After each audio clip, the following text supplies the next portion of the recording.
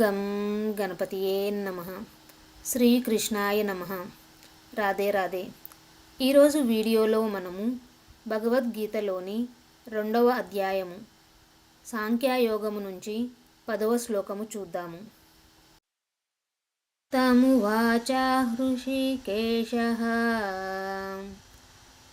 ప్రహసన్నివ భారత సేనయోరుభయోర్मध्ये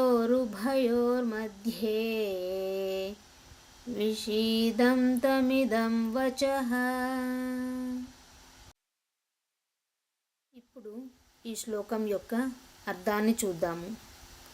తం అతనితో, ఉవాచ పలికెను, హృషికేశః శ్రీకృష్ణుడు, మనో ఇంద్రియములకు అధిపతి, ప్రహసన్ మందహాసముతో, ఇవ అలాగా, భారత ధృతరాష్ట్ర భరతవంశీయుడా, సేనయో సైన్యములు, ఉభయో రెంటిలో, మధ్యే మధ్యలో, విషీదంతం శోకంలో ఉన్నవానితో, ఇదం ఈ యొక్క, వచః వాక్యములు.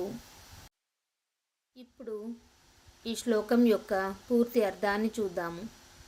ఓ ధృతరాష్ట్ర, ఆ తరువాత ఇరు సేనల మధ్యలో శోక సంతృప్తుడైన అర్జునుడితో శ్రీకృష్ణుడు మందహాసముతో ఇట్లు పలికెను. ఇప్పుడు ఈ శ్లోకం యొక్క అర్థాన్ని చూద్దాము. అర్జునుడి క్షోభతో నిండిన మాటలను తిరస్కరిస్తూ తన పరిస్థితి ఏమాత్రం దిగులుగా లేదని, బదులుగా నిశ్చింతగా మరియు ఆనందంగా ఉన్నానని సూచిస్తూ శ్రీకృష్ణుడు చిరునవ్వు నవ్వాడు. జ్ఞానులు అన్ని సందర్భాలలో ఇలాంటి సమభావ దృక్పథాన్ని ప్రదర్శిస్తారు.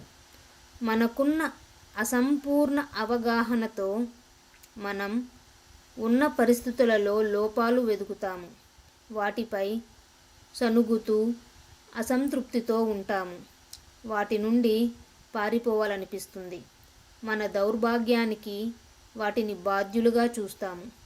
కానీ భగవంతునిచే సృష్టించబడిన ఈ ప్రపంచం లోపాలు లేని దోషరహితమని జ్ఞానోదయం పొందిన మహాత్ములు చెబుతారు.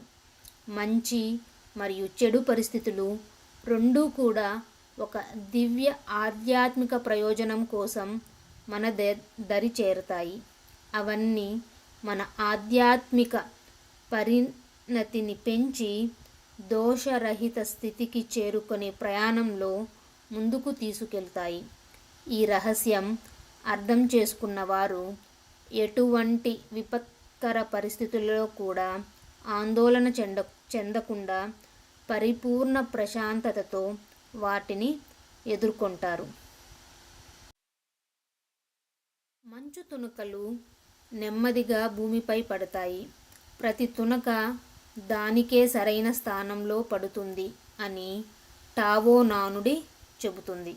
మనకు ప్రాపంచిక దృష్టితో అర్థం కాకపోయినా ఈ ప్రపంచపు రూపకల్పన మరియు గొప్ప సంఘటనలు ఎంత అద్భుతమైనవో ఈ నానుడి మనకు వివరిస్తుంది.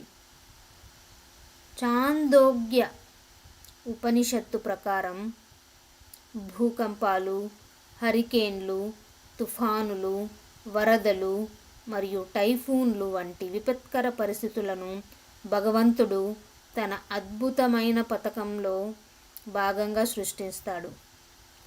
ఆధ్యాత్మిక పురోగతి ప్రయాణం నెమ్మదించకుండా భగవంతుడు ఉద్దేశ్యపూర్వకంగా ఈ విపత్కర పరిస్థితులను సృష్టిస్తాడు.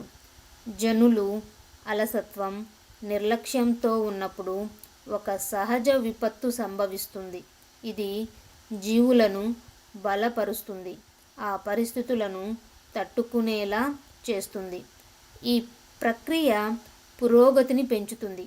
అయితే ఈ పురోగతి బాహ్యమైన విలాస వస్తువులతో కూడిన భౌతిక పురోగతి కాదు. అది అనేక జీవిత కాలాల్లో గతంగా విచ్చుకునే ఆత్మ యొక్క అద్భుతమైన దివ్యత్వం. ఇంతటితో ఈ వీడియోని ముగిస్తూ వచ్చే వీడియోలో 2వ అధ్యాయం నుంచి 11వ శ్లోకంతో మళ్ళీ కలుద్దాము. ధన్యవాదాలు.